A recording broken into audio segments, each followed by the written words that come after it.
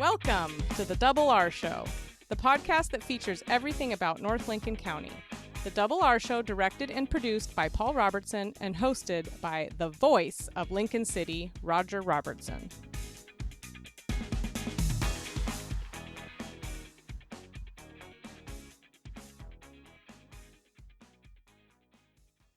Welcome to the Double R Show. It's going to be an interesting program. A little day first this time. Tell me about it. We're going to be talking about cigars. Okay. Cigars is always a big thing. Somebody turning 50, or an organization turning 50 at least. And then women in the cabinet? Yeah. So we've got a film that's coming out, or has come out, that somebody locally has actually done the sound editing for. Yeah. So that's interesting. Miss Muriel, the cigar side of things, that story is fantastic. It's a fun story. Yeah, very, very interesting story. And then if you want to turn 50, you probably want to give up those cigars, but Theater West has managed. So they have turned 50 this year. So that and a whole lot more coming up right after this. Home-style cooking in a hometown atmosphere. Hi, I'm Adina from Zeller's Restaurant in Rose Lodge in Lincoln City. Join us daily for good fun and great food. You can even kick up your heels at Zeller's. The Oak Ridge Boys American-made farewell tour.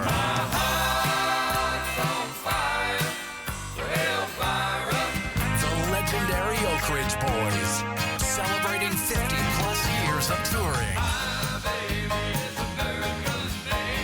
Unmistakable four-part harmonies that have won the Oak Ridge Boys Grammy, Dove, CMA, and ACM awards. Come on home if you're hurt, 'cause you're never alone.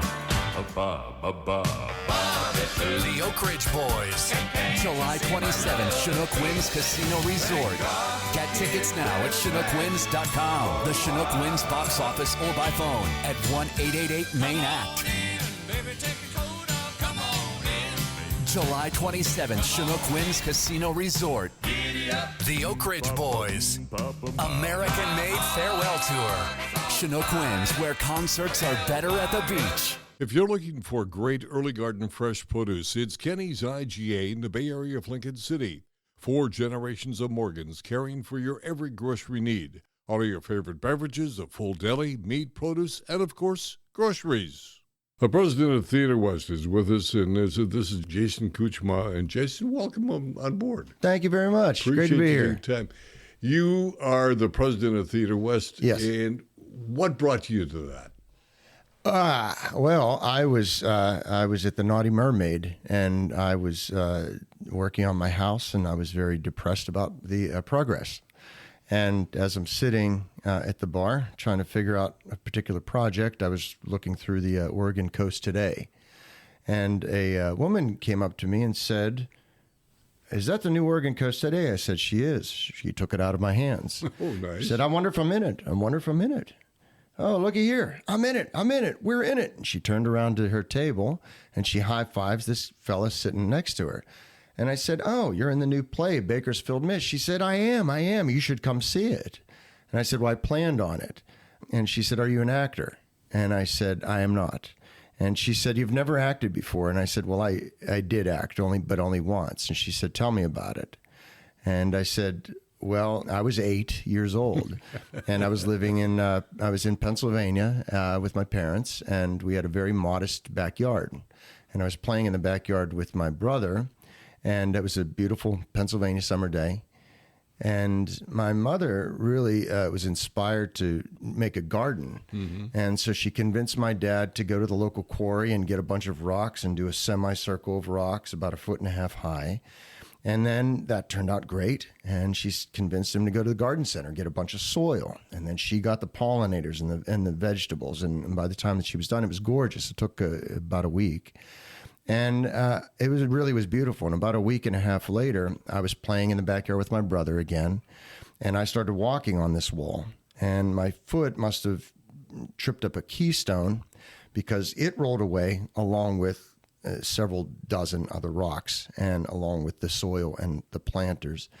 And I looked at my brother. I was flush. I still remember the feeling, and it was "You're going to get in trouble." And it seemed like an eternity, but my mom had come down expecting to give us lemonade or something. And she saw what had happened, and the look on her face was one of just sadness and anger.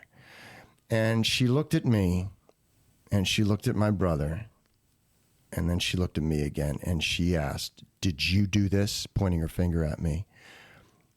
And I acted like I did not. And the woman said, "Did she believe you?" And I said, "She did." And she said, "Is that a true story?" And I said, "It is not." And she said, "I'd love to have you try out for my play." And so I tried out. That was for Harold and Maude. And then I ended up working backstage, with it. And it was just a lot of fun. It was admittedly a lot of fun to do. At the opening of Arsenic and Old Lace, you were out front and talked a little bit about this being community theater. Yes. Talk a little bit more about that. I think when I first started doing it, it was with Miss Reardon. No, I started doing it with Dial M for Murder, and it's just a way of kind of drumming up community support and to make people realize. I tell them that it's not, we are the theater community, I suppose, but to some extent, we try and be welcoming, to people that just want to get involved. And our hope is that if you come to see a play, you're watching your community. If you live in Lincoln County or Lincoln City, you're watching your community put on a production. And our hope is that if you're here watching your community put on theater, then maybe one day you'll become involved to put on theater for your community. And it's worked. We've gotten a couple people from that, and it feels good. I think that it can be intimidating, just maybe showing up for a tryout, but we've recently started doing something new where our tryouts aren't just at the theater. They're the first one's at Beechcrest, and we did that with Arsenic and Old Lace, and it went really well. There's this terrific feeling in that room. It was wonderful stuff. You are also the president 50 years later. Yes. That's got to feel pretty good.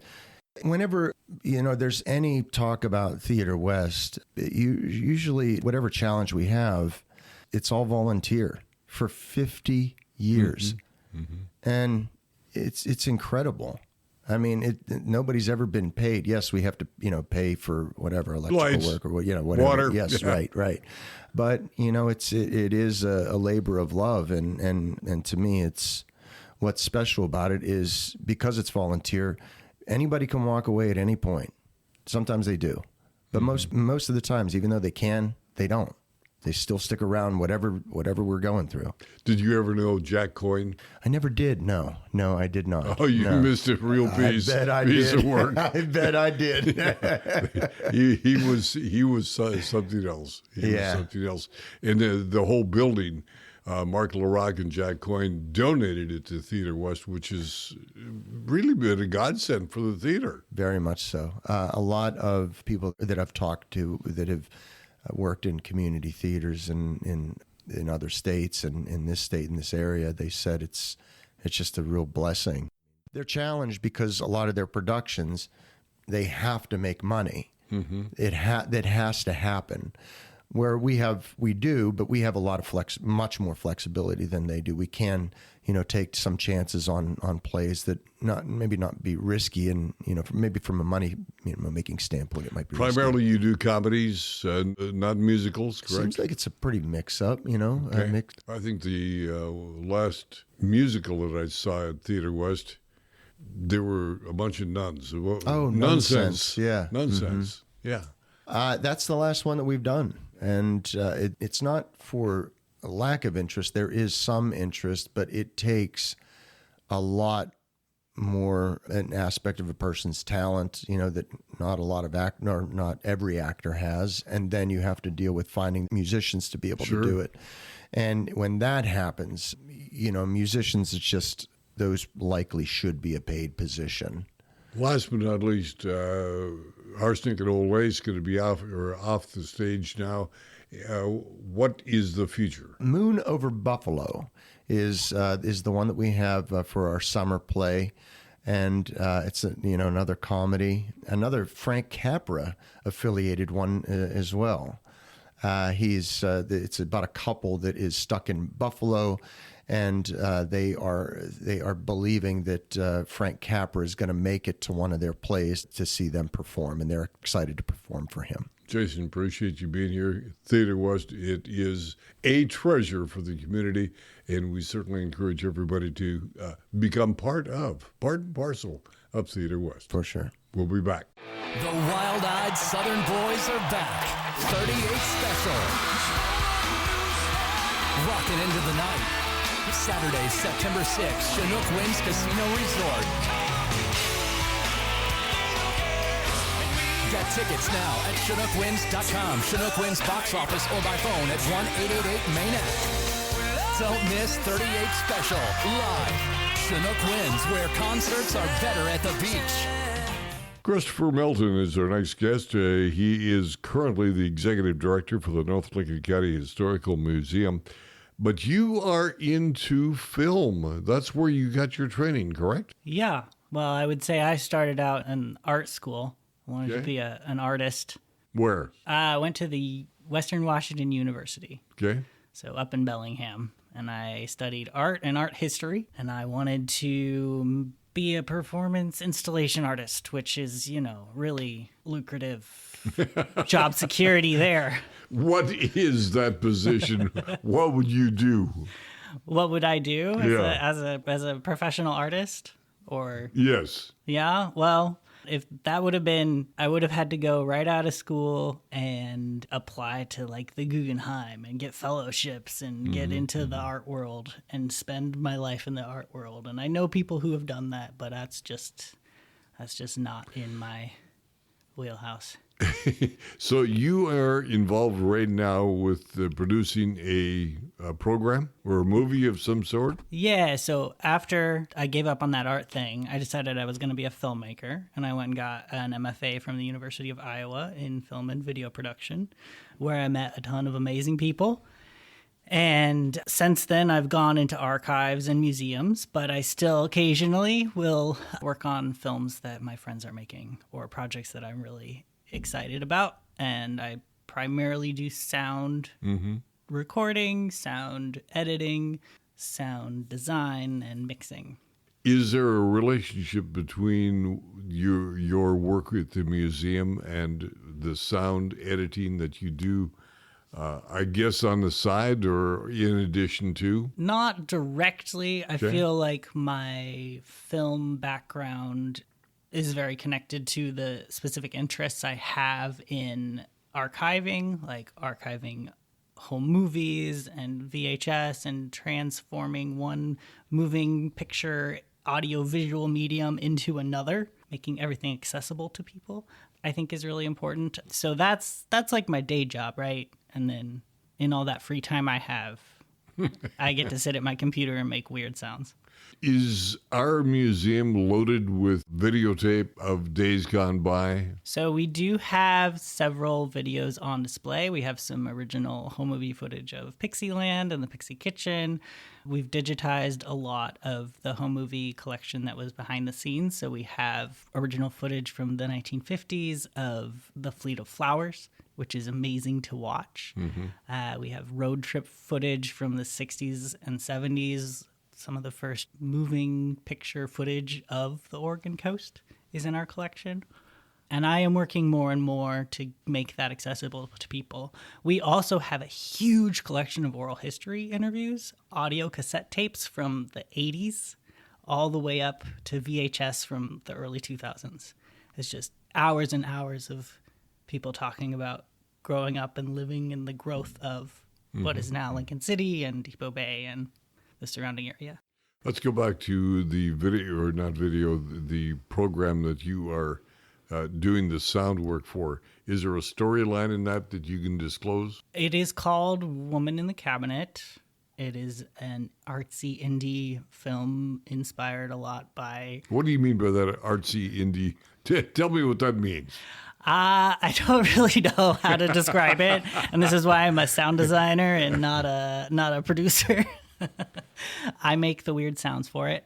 It's a feature-length film, narrative fiction, and I would say overall it's sort of about grief and combating with life in contemporary Has it society. already been shot? Yes, so it's all been filmed, it's been edited, and I am currently doing the ADR and putting in the Foley and the background sounds and the music and getting it all to sound like its own world. How do you market something like that? Once you've got it completed, what do you do with it? Oh, I don't do marketing. Oh, okay. Somebody has to. Yeah, so the director and the producing team, they're submitting it to film festivals, and if it gets picked up by a big film festival, then perhaps someone will pick it up for distribution, but it's going to go to the big film festivals first, and if it gets accepted, awesome. If not, we'll go to other film festivals and try to get it released somewhere in some capacity. But with films like this, it's really more of a passion project and not necessarily this is going to make us lots of money, you know? Ooh, nice thought, bud. Right. Nice thought, bud. And we can look for that film to be released when? It just really depends on when we get into festivals. We'll be doing the final mix at the end of May, so then that will be done, and he's getting color grading and all that post-production stuff, all the final VFX and stuff finished around that time too. So hopefully it'll be done in June, and then it just kind of depends on where and when it gets picked up. And again, the title, Christopher, is? Woman in the Cabinet. Woman in the Cabinet. Anybody of star quality in the movie? No, we're working with, independent actors, folks, a lot of people who aren't actors, which the director I'm working with really likes to work with people who are new to it, who bring a different perspective to acting and sort of lived experience. We hope down the road we'll say, I remember when I interviewed Christopher Melton. Back in a moment. Wouldn't it be great to have all your insurance needs handled by one agency? This is Charlotte Lado with Farmers Insurance and the Insurance Store. Visit our office next to the Wildflower Grill in Lincoln City. Let us be your one stop for your personal, commercial, health, and Medicare insurance needs. We at La Roca are proud of our food, but don't take our word for it. Read the reviews. One person wrote, the service was friendly and efficient. Another writes, La Roca has become one of our favorites because it's authentic Mexican food. Meredith Witt-Griffin, Miss Muriel. Miss Muriel, believe it or not, that is a cigar. That is correct. Now, you wound up as the spokesperson for Muriel Senator Cigars. How'd that come about? That was when the people from Muriel Cigar Company were struggling a little bit in their business, apparently. A lot of people were at that time, and it was in the 50s, and late 50s, early 60s, and they went around to different modeling studios in the city, and then in other places all across the United States. I gather, I'm guessing at that, but I think they were, looking. They were desperate, looking for a new face. Looking for a new face, thinking that they would have a whole new image to portray of themselves across the United States, and with that, they'd start right out with a particular face, and that would be their image. So how did you get selected for becoming Miss Muriel? Yeah, I was modeling in a modeling studio in Kansas City, Missouri. I started doing that when I was 15, and I was just kind of learning the ropes. I was a dancer. I danced in a dance company eventually, so I was a very athletic person. And I grew up from across the street from a park, so I was always playing in the park and hanging on the swings and doing silly stuff like kids do. Anyway, at this point in time, I went to the modeling studio to just check in. I had been out on an assignment and I was doing a shooting or something with a photographer, and I came back to just check into the studio to see if there was anything else they wanted that day. And when I walked by the regional director's office, a man was sitting in there. Then she was talking to him. I assumed she was interviewing him, and didn't know who it was, and I didn't want to bother her to let her know I was back, so I just walked by and just kind of nodded, by the door, and she did a double take, and she says, wait right there, hold it right there. She says, that's who I'm talking about. And she'd been in there telling him all about me, the model that she was thinking would be perfect for what he wanted. So she called me in. My hair was so long that I could sit on it. It was very, very long. I had it down and all that stuff. But that day I had it up in a big bun on top of my head. And this man was sitting there, and he did a double take, and then he looked again, and you could tell he was used to working around models, and he said, "Oh, well, turn around, let me see." I thought, well, and you do all you style and do all, it's like dance steps. It's just silly, stop, slide your foot in, do this. Anyway, I did all this dunk I'm supposed to do to show myself off. And then I stood there quietly and smiled at him, and he said, "Is that all of your real hair?" And I said, "Yes, sir." He said, "Well, how long is it?" And I said, "It comes down where I can sit on it." He says, "Oh, could you take it out of the bun?" And I thought, oh, my God. Oh, yeah. So you got all these safety pins or, hairpins and hairnet and all this junk. And I'm taking my hair down. And, of course, it's all over the place. And he was just flabbergasted. And he said, that's it. Turn around again. I did. And he said, "That's it. You're the new Miss Muriel Cigar." And I go, "What?" I know, Muriel Cigar. And this then started a new campaign for them that eventually saved the company. We literally, from what I was told, the way that they went about putting this whole new production together with the public was what saved their business, and literally. And I did a lot of live presentations after that. I had a costume that I had to wear, and I had a big shawl thing like this that you had to wear to look like the... But you're pretty young at this time, right? Yeah, I was 17. Yes. And they taught me how to hold a cigar. A 17-year-old young girl learning how to hold a cigar. I had to light the cigar, had to smoke the cigar. Gagging me with a spoon.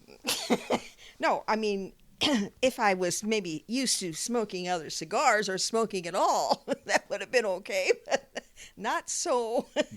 Whatever they asked me to do with these, I just did what they told me to do. Now, you were also part of a dance troupe in Kansas City, correct? Yes, but that was a few years later when I was in my early 20s. I was in a dance company. And the dance company was a precursor for you doing musicals? Oh, yeah. I did a lot of stuff. I did summer theater musicals, and the dance company itself we danced all around the area, but we also had some connections. This was in Kansas City, Missouri. This is back in the Midwest, and that city at the time wasn't as big as it is now, which is, 6 or 8 million people. It's big.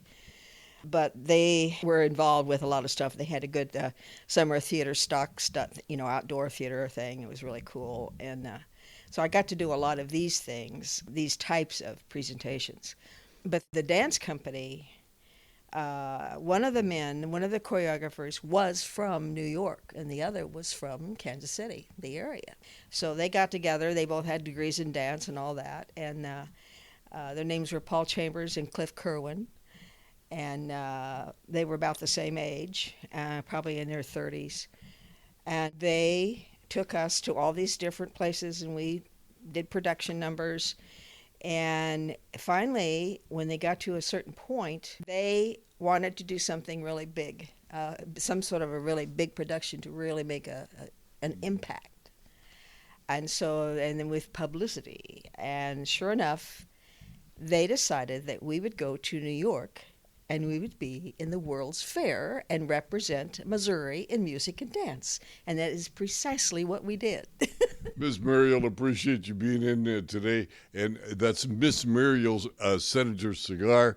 It is Meredith Witt-Griffin. And again, thanks for being here. We'll be back in just a moment. You'll find a book for every occasion at Bob's Beach Books. Something to read as you relax by an open fire? We have it. Studying a particular topic? We have that too. Traveling to a far-off land? Discover it first by reading. Bob's Beach Books in the Ocean Lake area of Lincoln City? Come discover. Zantello Law Group has moved. I'm Josh Zantello, and our law firm is now located across from the Lincoln City Community Center on Northeast 21st.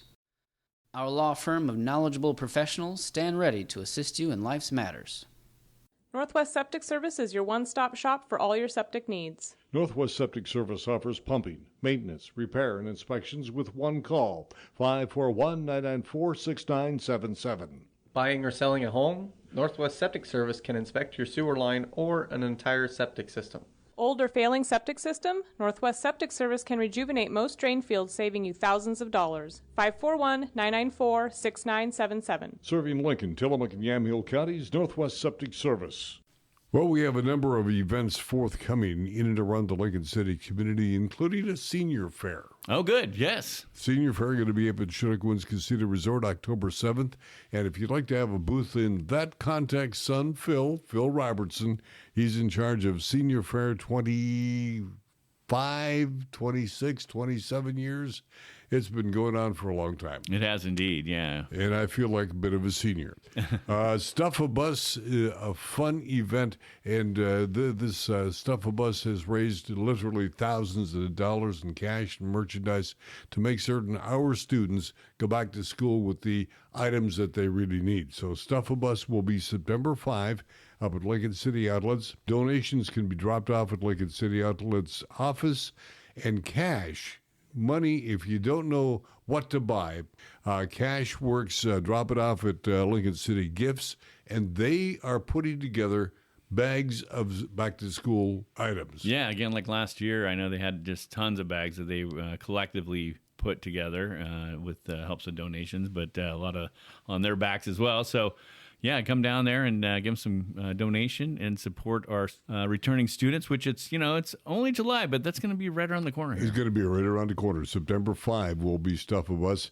September 10, 11, and 12 is Celebration of Honor up at Chinook Winds.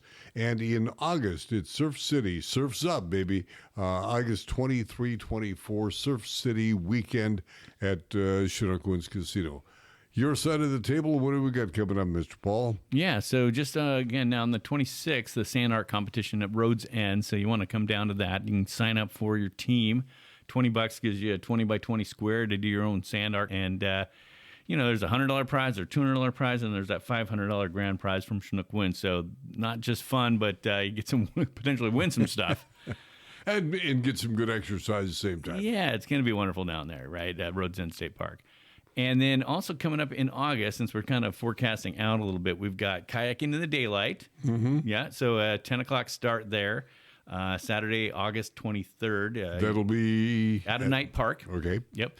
And you can register online. And then if you don't have your own gear, we've got a partnership with Safari Town, and you can rent from them and get a free drop-off because they're going to be helping us host. Is there a limited number of people who can participate? Yeah, I think it's 2025 for the daylight, and then the evening one, which we're doing on September 6th, we're doing a kayak in the moonlight.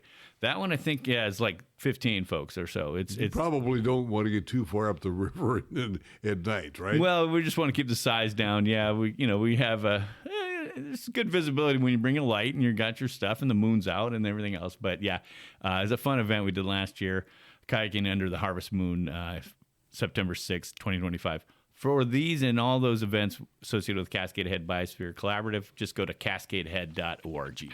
So that will do to the Dunes on a Double R show. Please remember to like, subscribe, share so you, your family, and friends around the world and across the street can join us on the Double R show. For Paul and Jenna, I'm Double R. Have a happy day.